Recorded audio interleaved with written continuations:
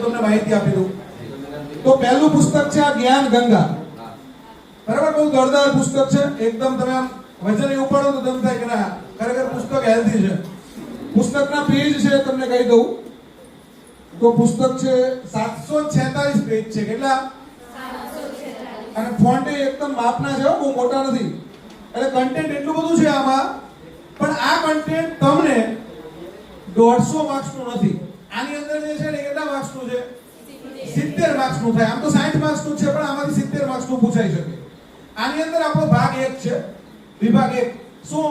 બાળ વિકાસ, શિક્ષણના સિદ્ધાંતો, શિક્ષણની યોજનાઓ અને સામાન્ય જ્ઞાન, પર્યાવરણ અને 1 થી 5 નું કન્ટેન્ટ એ આમાં છે, આ પુસ્તકમાં. અને એ બહુ સરસ છે, જેટલું છે એટલું જોરદાર છે. અને આ પુસ્તક તમને 65 થી 70 માર્ક્સનું કન્ટેન્ટ આવરી લે. હવે આપણું કન્ટેન્ટ જે 90 માર્ક્સનું રહ્યું, બરાબર, એ કન્ટેન્ટની અંદર તો આપણી પાસે મેથ્સ 30 ગુણનું છે. કેટલા ગુણનું? તો આ મેથ્સની 30 ગુણની પુસ્તક છે. આ બહુ હેલ્ધી પુસ્તક છે, બરાબર. મેથ્સનું પુસ્તક એ કેવું છે તો તમે એ પણ બહુ હેલ્ધી છે. એના પેજ તમને કહું તો આના પણ પેજ છે 758 પેજ છે. અને આ એકદમ હેલ્ધી પુસ્તક. ત્યાર પછી ઇંગ્લિશ કેટલા માર્ક્સનું છે? તો ઇંગ્લિશનું પુસ્તક એ હેલ્ધી જ આપવું પડે ને. ઇંગ્લિશના તમામ ટોપિક આવી જાય એવું સરસ મજાનું ઇંગ્લિશનું પુસ્તક છે, બરાબર. એ પણ લગભગ 500 થી વધારે પેજ, 550 600 પેજનું છે. ગુજરાતી કેટલા માર્ક્સનું છે?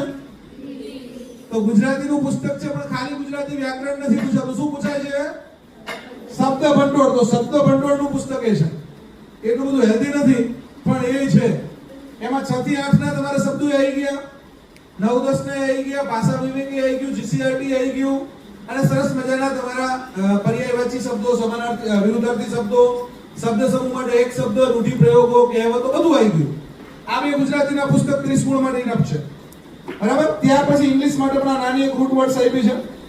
હવે રીઝનિંગ આમ તમને નથી પૂછાતું, પણ ઘણીવાર તમારા પેપરમાં 5 થી 7 માર્ક્સના રીઝનિંગના પ્રશ્નો હોય, ગણિતના ભાગરૂપે હોય. તો આ રીઝનિંગની પણ તમને એક પુસ્તક આપીએ છીએ કે કદાચ 7 થી 8 માર્ક્સનું રીઝનિંગ પૂછાય તો આપણે કોઈ રિસ્ક લેવું નથી. આપણે એક પણ માર્ક્સ જવા દેવો નથી. એક માર્ક્સ અગત્યનો છે. જેટલી વહેલી નોકરી મળે ને એટલું સારું. તમારે વહેલી નોકરી મળે તો 3 ઉચ્ચતર પગાર ધોરણ મળે. કેટલા? 3, 9, 20 અને 31 3. જો તમે 21-22 વર્ષે લાગી જાવ તો, મોડા લાગો તો 31 નું ઉચ્ચતર પગાર ધોરણ તમારું જાય.